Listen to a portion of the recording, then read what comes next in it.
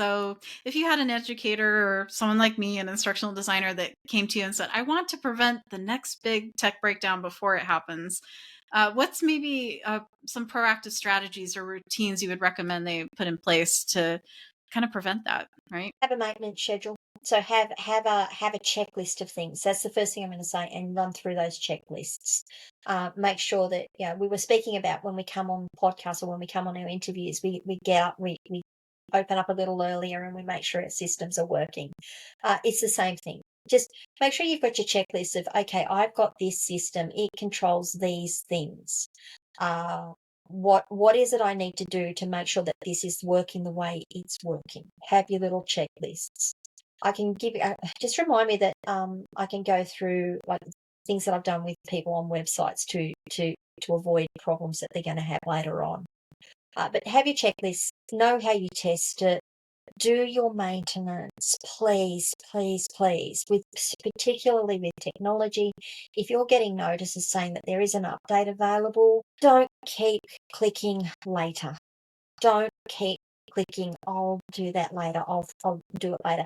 Schedule the time to do the update. The reason I say that, and there was a time when Microsoft would update our computers and we'd go, no, we're Mm-hmm. not applying that patch from Microsoft. Yes.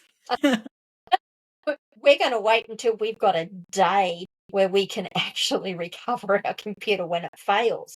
Those days are well and truly behind us. I'm not going to say that it never happens, but those days are well and truly behind us. If Microsoft comes up today and says to me, you've got an update ready to go, when I shut down tonight, I will apply that update.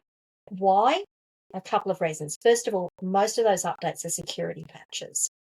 Security is a massive issue in everything we do. We are online, there are hackers. Don't ever think, oh, they won't hack me, I'm too small. Hackers hack because they can. When someone says to me, why did they come after me? Because they could. You were open. You were a target. They just, oh, look what I've done, Mum. Aren't I clever? No, but anyway. So most of those patches are security patches. They're really important to get down. Maybe people don't realize too is that when a patch comes out and it's got a security patch in it, there is a set of release notes we spoke about. We spoke about release notes. Those Right. release notes talk about the vulnerabilities that have been patched, the vulnerabilities that have been closed. So now what you've got is a list for people who want to go and do bad things to go, oh, are they running that system? Because that system has this set of vulnerabilities. I can go and use that set of vulnerabilities to hack them. Oh, didn't think of that. Okay. Oh, Yeah, yeah. that's why we say do the updates. When the updates come out, understand that, and they have to do it. They can't not do it. They've just given a list of things that your system is now vulnerable to the Mm. world, Apps to will the do that to too, the like world. on the App Store, right? Like they'll say bug fixes and they'll Yep, list all the bug fixes and improvements. Oh my goodness. So they've just anything, given them a window to anything. that. Wow. So Yeah. your computer, your phone, your apps, um,